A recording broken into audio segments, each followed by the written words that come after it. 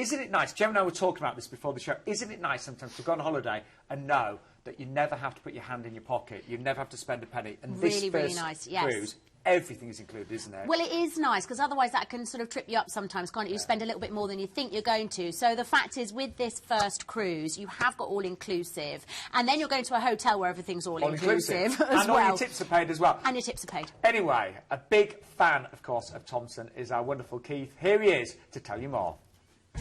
With its uniquely British product, small, intimate ships, a great range of cruise and stay options, all tips included, an unrivaled number of regional airports you can fly from, plus a generous baggage allowance, it's little wonder that Thomson Cruises is turning heads.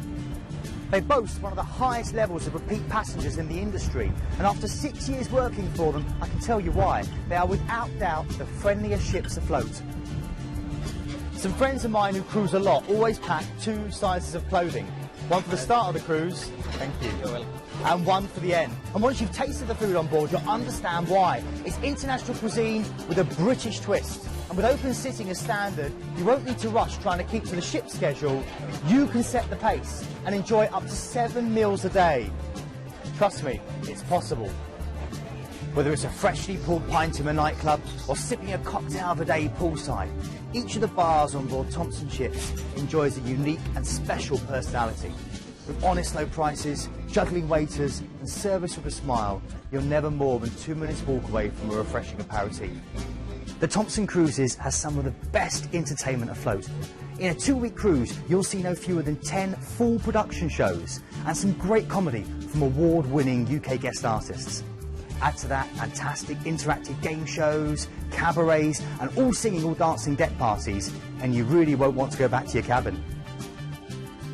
There is lots and lots of choice with the accommodation on board Thomson ships, from insides through to stunning suites.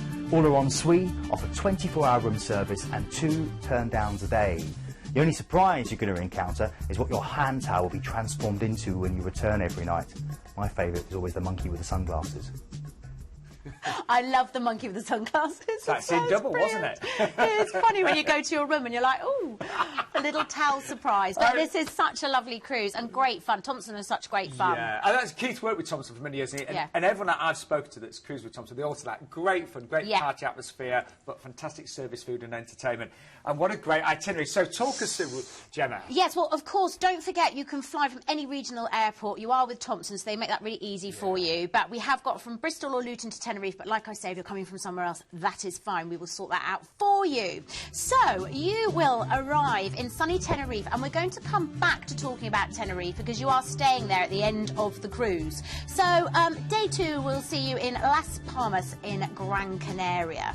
Now, of course, you've just arrived on holiday. You're going to want to get a little bit of beach action. And my top tip for Gran Canaria, because a lot of the Canaries have got these sort of lovely volcanic, quite dark sand, but there's a stretch of golden sand. It's called Playa de las Canteras Beach, and it's beautiful. Even the locals say that it's one of Spain's best urban beaches, so I would definitely head there. But if you want to explore the country, you could go to the little town of Terror. You know, you really feel then you're in old school Spain. You've got the little, you know, brightly coloured painted houses, and you can have a little sit in the town square and watch the world go by.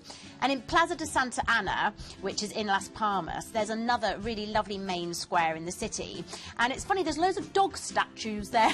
Yeah, loads of statues. They're all different sizes. You get your photo taken with them. It's quite funny. But that's a lovely place to sit and look at the cathedral. So lots of history. You know, you can get that authentic Spanish feel or just lounge on the beach.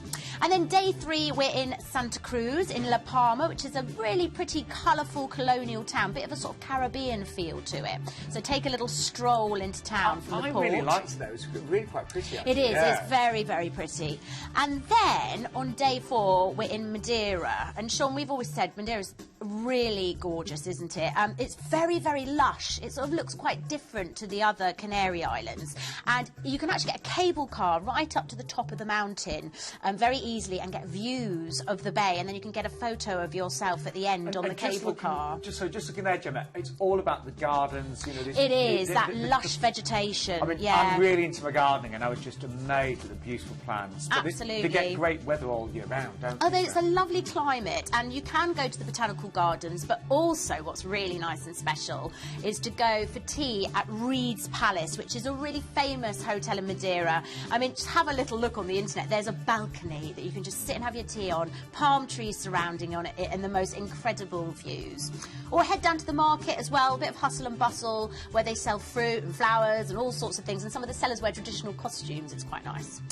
Then day 5, we're at sea, so you can enjoy your ship. And then day 6, we're in Morocco, which I personally think is such an exciting place. You know, it's North Africa, so you get a completely different feel. Of course, you've got incredible beaches. You know when you're lying on the beach sometimes, Sean, and you can get a bit, like, hassled by people coming to sell you stuff? Well, here in Agadir, they're really good at keeping an eye on that, actually. Really? Yeah. They keep the beaches nice and clean, and also the authorities make sure that you're not hustled too much, which is quite nice. Well, I think we've all had that at times. Otherwise, you're just sunbathing. You're like, oh, what do you want? Yeah. Anyway, and then if you want to go and see a bit of real old Morocco, you can go up to the old Casbah, which is just an 8-kilometre trip up the hill to the north of the port, and see the old fortress and everything. You've got all the tiles and that real Moroccan feel. So loads to look at. Go down to a bazaar and have a look again at the market. So, yeah, and try a little bit of Moroccan food. And I'm just thinking of the great temperatures you're going to get. You know, if you go for this date, the 20th of November, there are other dates available, but you're going to get these great temperatures. Absolutely, just at a time when it's really mouldy and boring here. So then day 7, we're in Lanzarote, which I think we all know is a beautiful island, lots of lovely beaches and boutiques and bars. And then on day 8, and I think this is such a nice thing about this trip, you've had your cruise, and then you arrive in Tenerife and you check into your 4-star hotel on an all-inclusive basis for a week. So you've got the best of both worlds. You know, if you've never gone on a cruise before, then give it a try, have that beautiful cruise, and then stay in a hotel in Tenerife, where there's so much to do.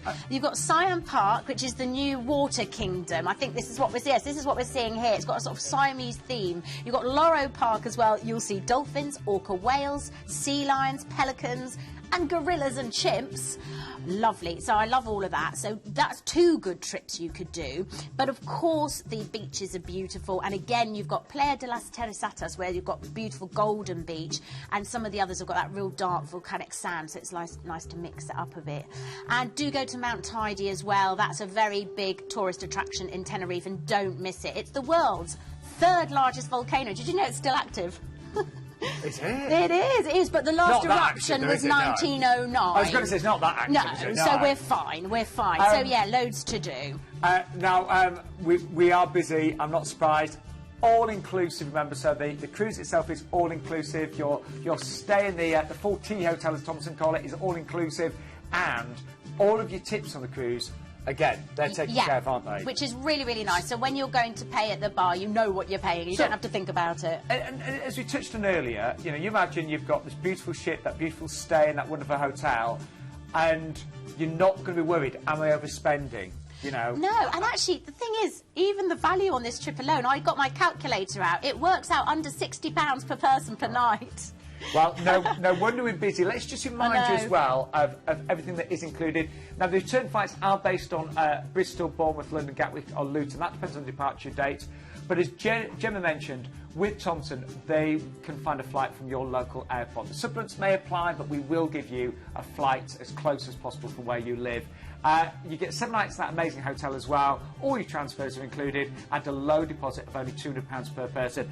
I would get in early on this one. I would get in tonight if you can. Price-wise, then, the 21st of November starting at $899. The best prices for the 28th of November, but great prices there across the board. And actually, if you look at some of the upgrades to an outside, not much extra to pay at all. And the 10th of April, I think that's in the Easter holidays. I'd have to check, but I suspect it is. So if you are going with children, Thomson are amazing for families. We have sold out of the balcony on the 10th of April, by the way. And there's some of the local airports that you could choose from as well.